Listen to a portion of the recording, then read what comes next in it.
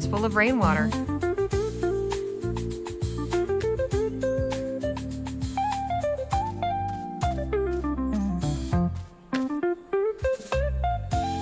A cup of water.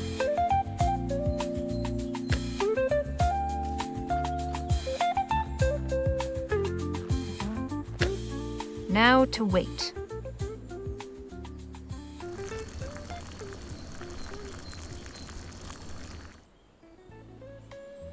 One cup of hot water, all mine.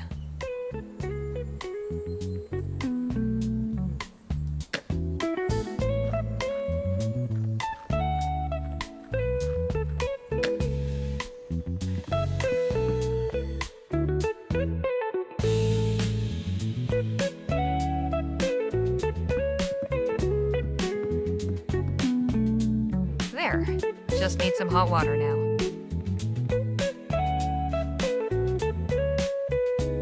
Now to let it steep for a few minutes.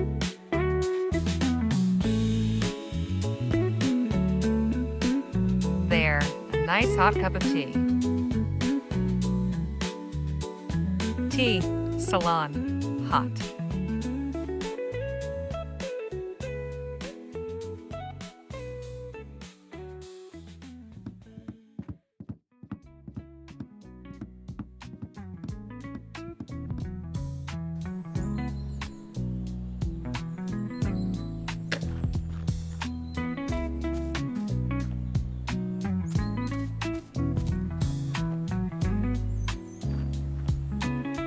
Captain Perry? Yes, Miss Leger?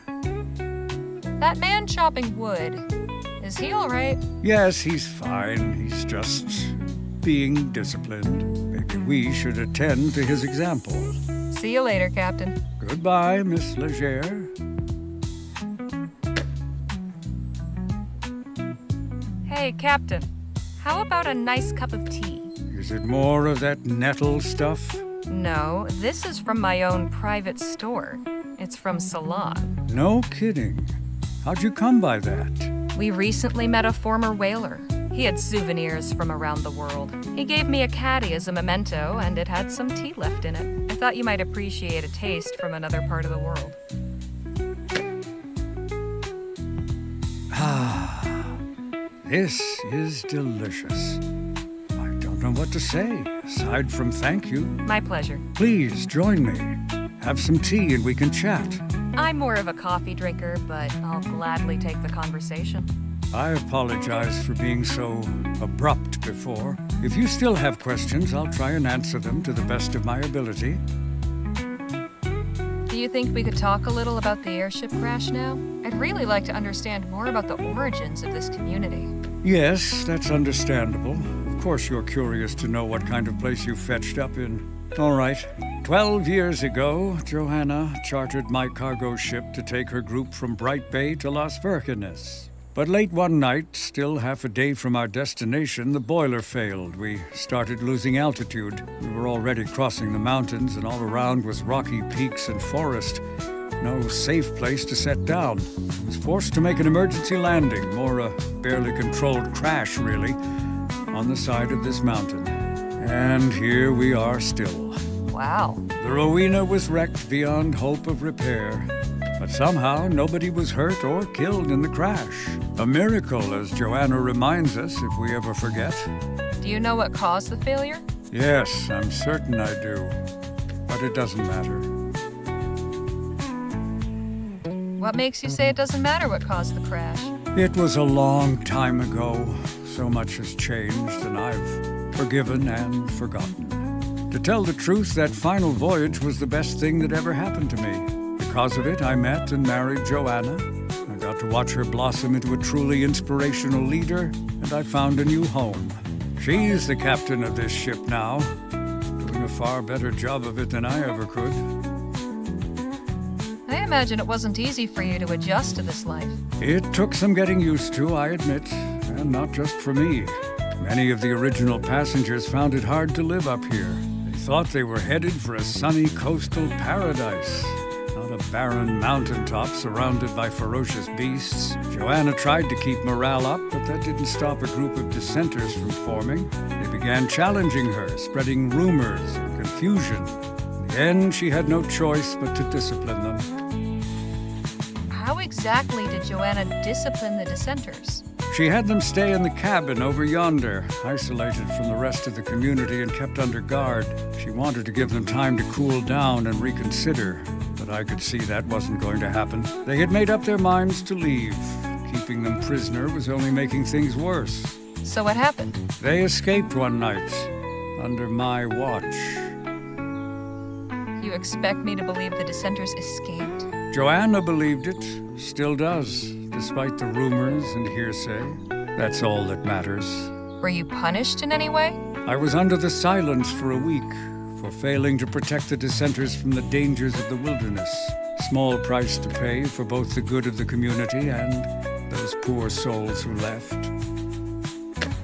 The silence? What's that? A custom Joanna and Eliza came up with. You can't speak, and nobody is allowed to talk to you for however long your silence lasts. Bit of a funny punishment, but I can appreciate the idea behind it. After all, a captain needs to keep discipline among the crew. Is there anything you'd be willing to share about the people of New Bethel? Who's who, their relationships, their history? There's so much I don't know. Suppose it couldn't hurt. Go on, then. What did you do before coming here? I piloted this ship, the Rowena, before it became our home. Drifted from port to port, doing odd transport jobs. Never imagined I'd stay still for more than a month, let alone 12 years. I know a little bit about what that's like. I never stayed put long either. Well, this community put an end to my wandering ways. Maybe it'll do the same for you. Tell me about Joanna and Eliza. I got to know Joanna on the voyage here. Over dinner in my quarters, she told me all about her thoughts and philosophies on life. It was fascinating to meet someone so passionate and high-spirited. After the crash, I got to know and respect her more.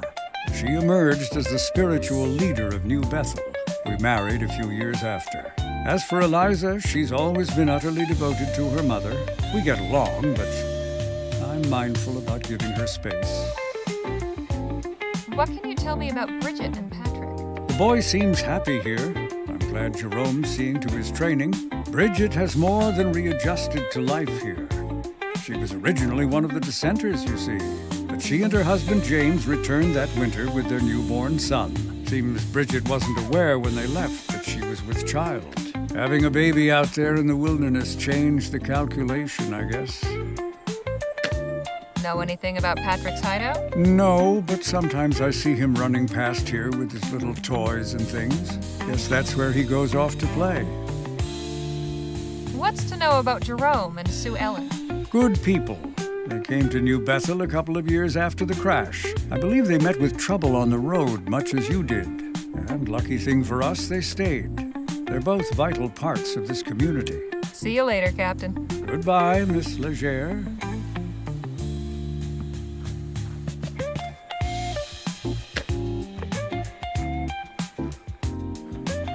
Hello again, Joanna. Hello to you, Sister Harley.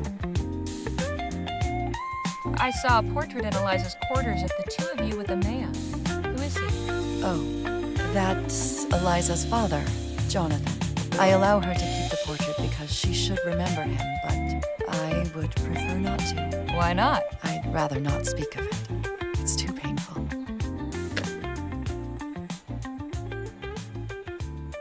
I've heard about something called the silence. What is that? It is a method to discipline those who fall into error. When one undergoes the silence, they are prohibited from speaking with anyone except God. That way, they're encouraged to reflect on their actions and to seek His forgiveness. Once they have done so, they're welcomed back to the community as stronger, better people. Eliza told me a story about her being sent to an orphanage. Please, let's not speak of that. She clearly trusts you if she shared that with you, but that's deep in the past. It was a dark chapter in our lives. Thanks for the chat. God bless.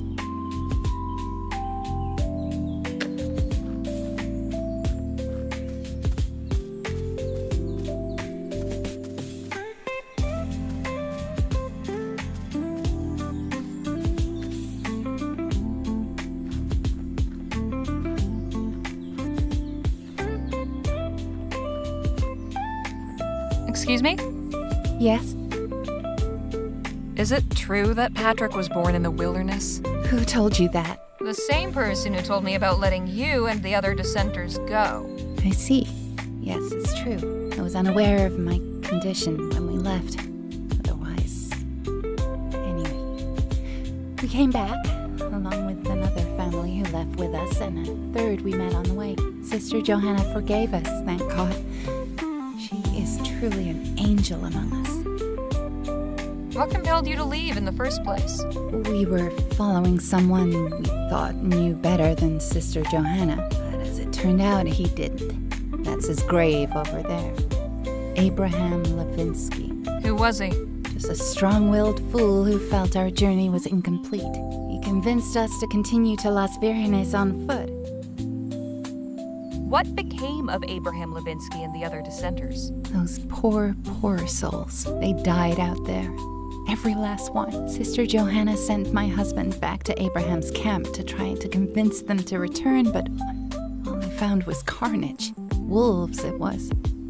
When I think of how horrible it must have been, and how lucky we were to escape that fate. Enough. Let us speak of something else, please. I've heard about something called the silence. What is that? When one of us falls into sin, they must find their way back to grace. In the silence. Sister Johanna determines how long is needed. While someone is under the silence, they may not speak or be spoken to. There are other requirements, but it's not my place to share them. I'll leave you to your thoughts. God go with you.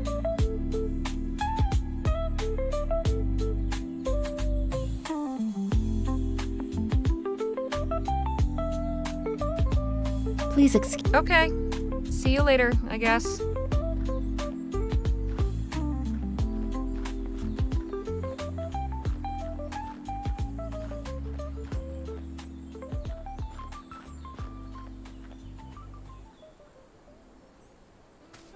Amelia Grimes.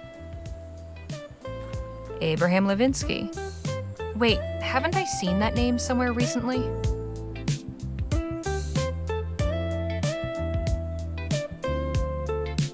This article mentions an Abraham Levinsky living in Las Virgenes, which is where he intended to go, according to Bridget. But if he's buried here, it can't possibly be the same person.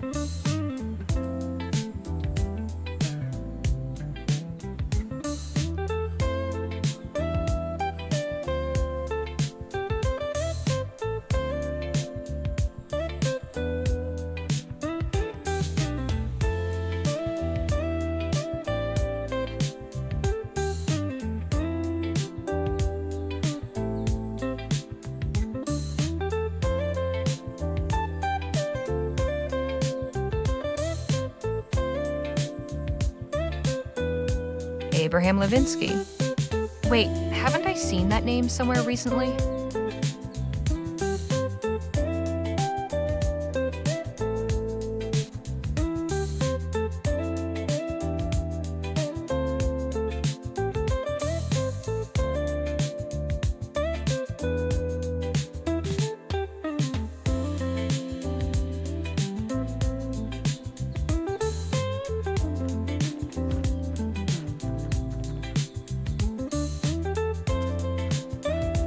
Hey, kid. Yeah? Keep up the good work, kid. I will.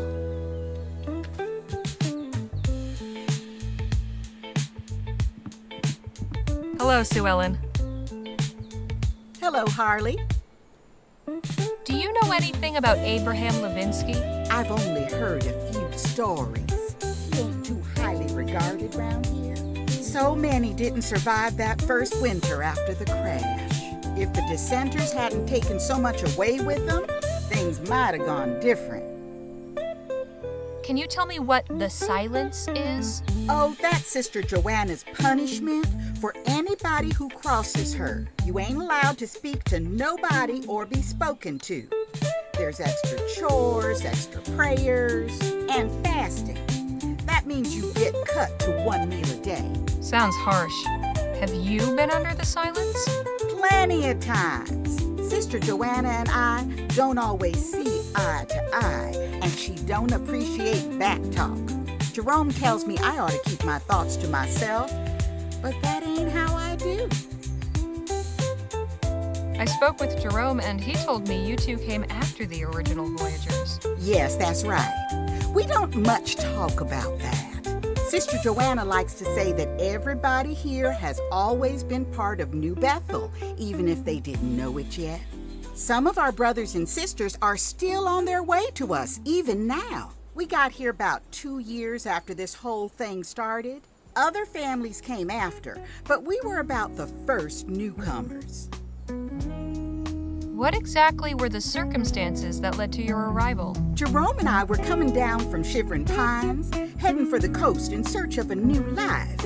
But our wagon broke down on the road through the mountains. You didn't take the canyon bridge? Is there a bridge now? Wasn't one when we came through. Normally, yes, but it recently collapsed. That's why we went through the pass. Huh. Well, Brother James came and found us and brought us up the mountain. At first, we had every intention of keeping on, but we didn't have any real plans, and folks here were so welcoming. We never really made the decision to stay. We just never left. What about the other families? Same story, more or less. I'll let you get back to your garden. Come enjoy it anytime. Hey, Nadine. Hello, Harley. I have the feeling something's not right here. Why would you think that?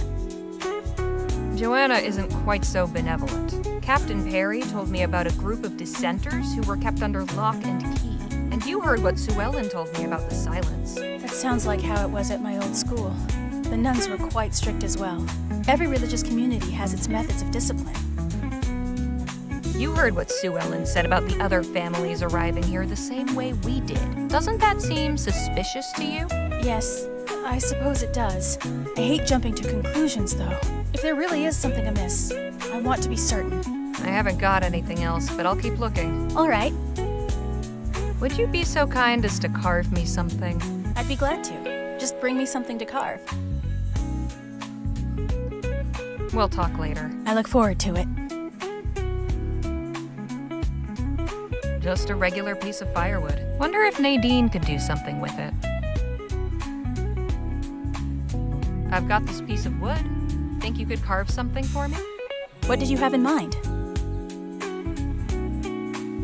I think I'd like a wolf. Very well. I'll have it ready in just a while.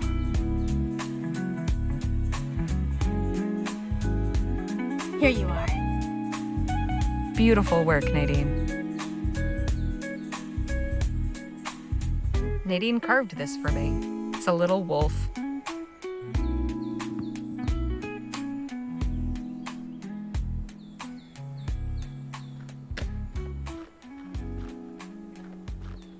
Hey, kid. Yeah? I want to go down to our wagon. Sorry, but you can't. You just said I could if I was accompanied by a ranger. The rangers are all busy today. Maybe tomorrow. What about you? Me? I'm not a full ranger yet. I'm still in training. Keep up the good work, kid. I will. Here, I thought you might like something for your collection. Wow, a wolf! And look at those fangs! This is great! I'll be back in just a minute. Don't get any ideas about going down the path. I'll know if you do. Better not try calling his bluff, but let's just see where he goes.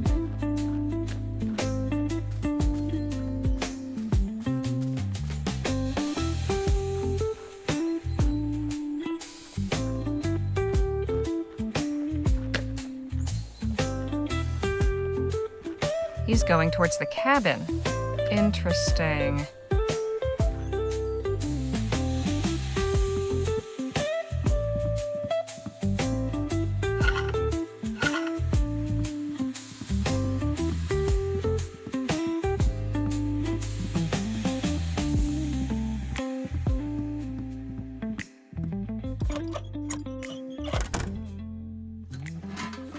Looks like I found your secret hideout.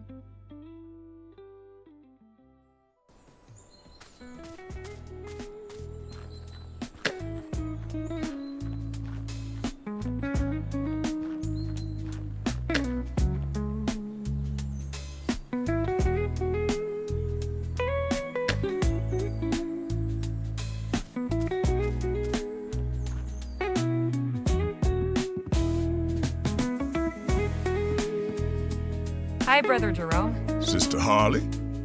Patrick's not letting me go down the mountain path. Good. He's not supposed to. Why not? You need a ranger to go with you, and Patrick's still in training. Couldn't you be my escort down the mountain? Is there an emergency? No, I just want to check on our wagon. Don't worry about the wagon. It's in good hands. There's nothing else worth going down there for, believe me. Anyhow, today we're honoring the Sabbath. Do you know anything about what happened to Abraham Levinsky? Afraid not. That was all before my time.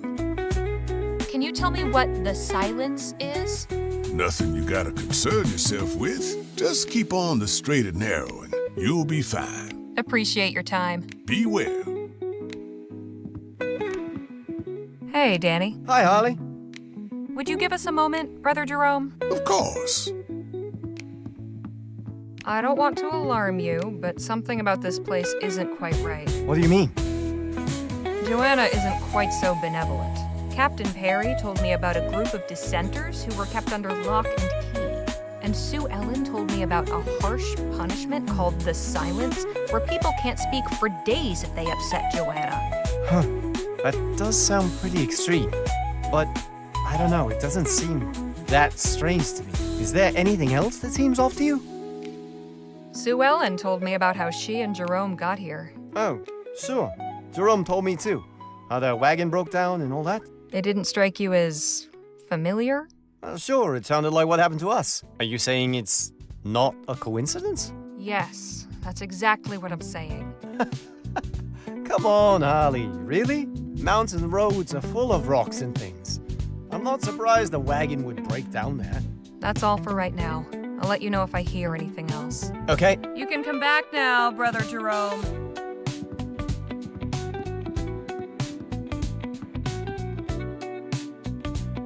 I have to find a way to get down the mountain.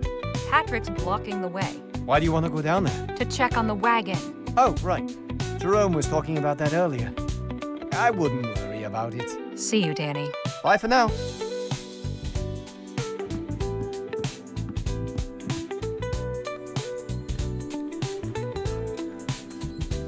Lola? What is it? Something's just not right around here. Yes, I've had the same feeling, but we ought to tread lightly. Stay alert.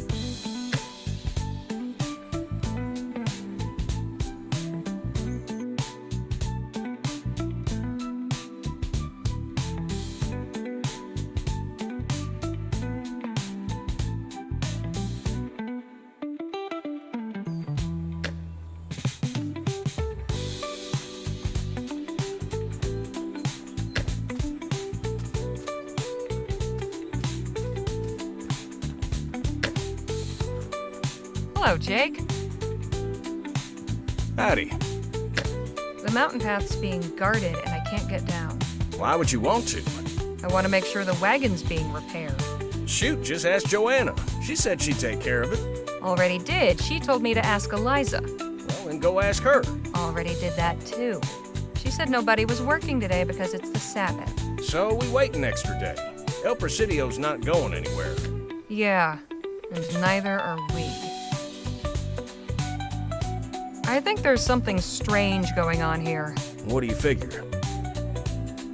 Joanna isn't quite so benevolent. Captain Perry told me about a group of dissenters who were kept under lock and key. And Sue Ellen told me about a harsh punishment called the silence, where people are shunned and can't speak for days if they upset Joanna. That all?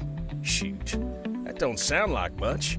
She's the leader here. And if that's what it takes to keep the peace, so be it. It's hardly cause to think we're in any danger.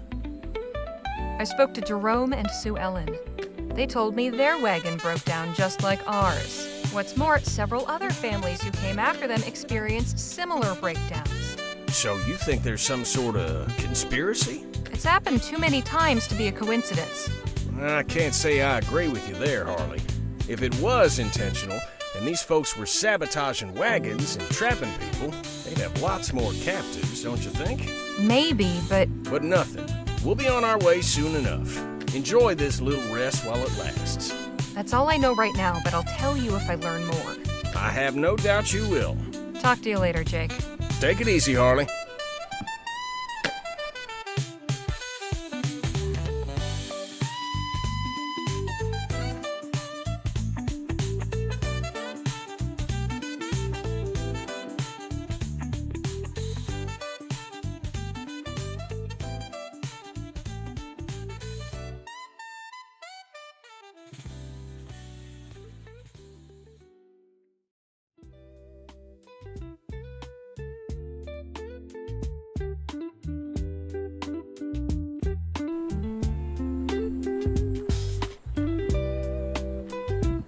Captain Perry? Yes, Miss Leger? Could you tell me about Abraham Levinsky? Oh, dreadful business. He led the Dissenters who split from the community. Some changed their minds and came back.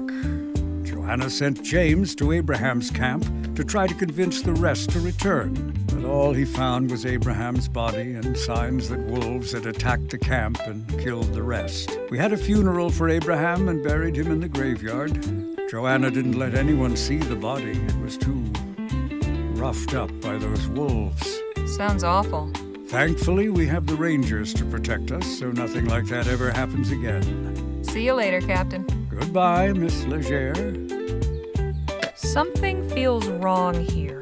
Maybe the Abraham Levinsky in the article is the same one that's supposed to be in the grave. He intended to head to Las Virgenes, and Joanna refused to let anyone see the body.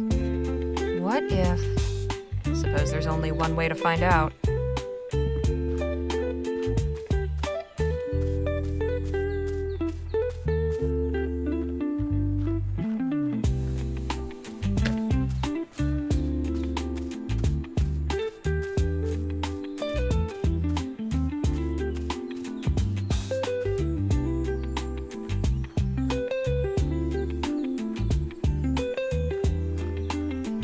Abraham Levinsky. Wait, haven't I seen that name somewhere recently?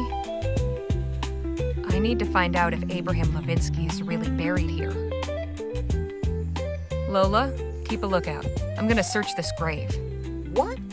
Why on earth? Call it a hunch. I think something's going on here. Be quick then, and try not to draw any attention. Lord alive.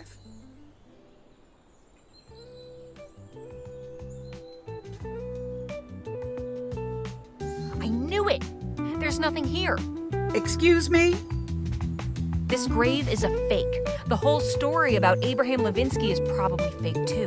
The question is, why go to all that effort? Why indeed. We need to figure out what's going on here, but I'd be careful who you tell about this.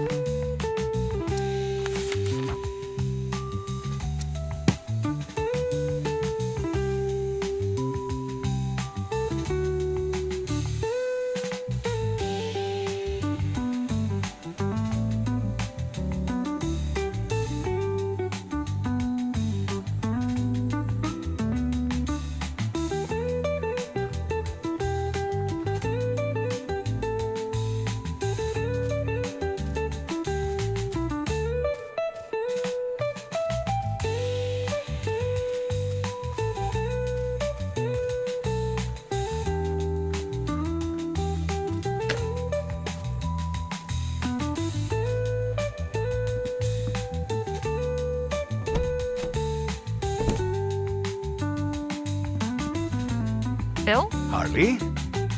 That boy Patrick is guarding the path down the mountain. And? Why would you want to go? To check on the wagon for starters.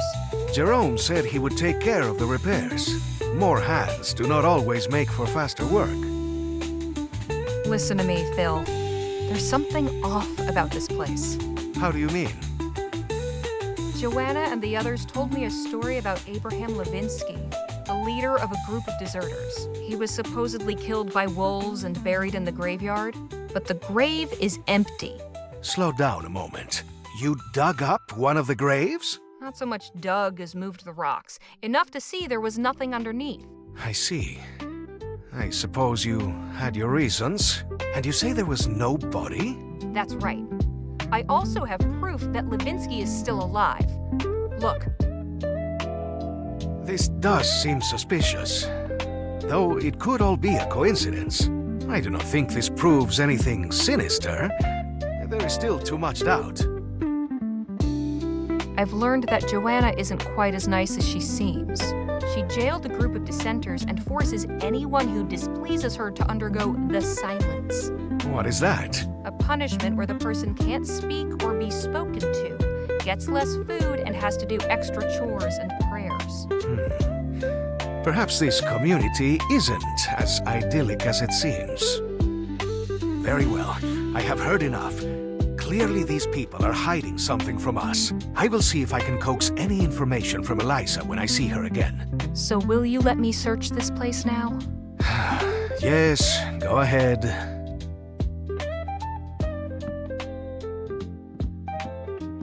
Eliza's nightstand. A Bible.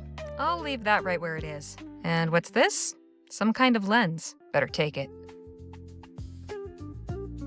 This looks like the type of lens that would fit in a spyglass.